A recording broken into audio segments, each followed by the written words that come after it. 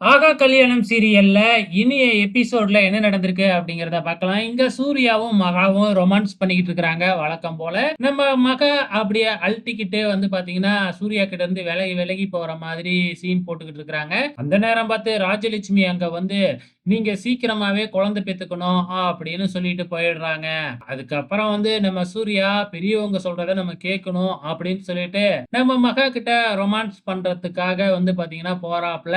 ஆனா, மகா இருந்துகிட்டு சூர்யாவ பிடிச்சு இடிச்சு தள்ளிட்டு, "கல்யாணம் நடந்ததுலருந்து, நீங்க இந்த வார்த்தைய என்னைய பார்த்து சொல்லவே இல்ல. அது என்ன வார்த்தைன்னு கண்டுபிடிச்சு என்ட்ட சொன்னா தான் இதெல்லாம் நடக்கும்." அப்படின்னு சொல்லிடுறாங்க.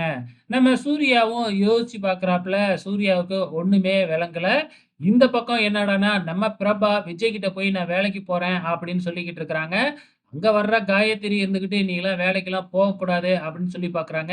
"என்னைய வேலைக்கு போகக்கூடாதுன்னு சொல்றீங்களே, நீங்க யாரு?" அப்படின்னு சொல்லி கேட்க, "நீங்க எனக்கு என்ன மொற வேணும்? நான் உங்களுக்கு யாரு?" அப்படின்னு பிரபா கேட்க, காயத்ரியால எதுவுமே பேச முடியல. அதுக்கப்புறம் நம்ம பிரபா விஜய் கிட்ட போய், "நான் வேலைக்கு போய் தான் தீருவேன். அத யாராலயும் தடுக்க முடியாது" அப்படின்னு சொல்லிடுறாங்க. அதே நேரத்துல இங்க ஒரு போலீஸோட ஒரு பெரிய ஆள் பேசிக்கிட்டு இருக்கிறாரு. ஸோ அரசியல்ல பெரிய ஆளாட்டுக்கு. ஸோ இவர எப்படி எதுக்காக இப்ப காமிக்கிறாங்க அப்படின்னு பார்த்தீங்கன்னா, நம்ம சூர்யா கிட்ட ஒரு பணம் இருக்கு இல்லையா? ஸோ அந்த பணம் கள்ள நோட்டு அப்படின்னு நாம நெனச்சோம். ஆனா அது கள்ள நோட்டும் இல்ல. திருட்டு பணமாட்டுக்கு. அந்த பணம் ஃபுல்லாவே இவரோடதாட்டுக்கு. ஸோ அந்த பணத்தோட சீரியல் நம்பர் எல்லாமே வந்து பார்த்தீங்கன்னா, உங்களுக்கு தெரியுமாட்டுக்கு. இந்த பணம் வெளியில வந்தது அப்படின்னாவே, கண்டிப்பா சீரியல் நம்பர வச்சு புடிச்சுருவாங்க. அது யார்கிட்ட இருக்கு, யாரு திருடுனாங்க அப்படின்னு சொல்லிட்டு. அந்த பணம் தான் சூர்யா கிட்ட இருக்கு. ஸோ சூர்யா இதனால மாட்டப் போறாப்ல அப்படிங்கிறது மட்டும் நல்லாவே தெரிஞ்சு போச்சு.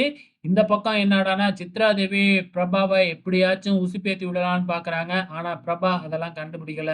இங்க இவ்வளோ பிரச்சனைலாம் நடந்துட்டு இருக்கிறது தெரியாம, நம்ம சூர்யா நம்ம மகா கிட்ட ரொமான்ஸ் பண்றதுலயே முக்கியமா இருக்கிறாப்ல. ஸோ பொறுத்திருந்து பார்க்கலாம் என்ன நடக்கப் போகுதுன்னு.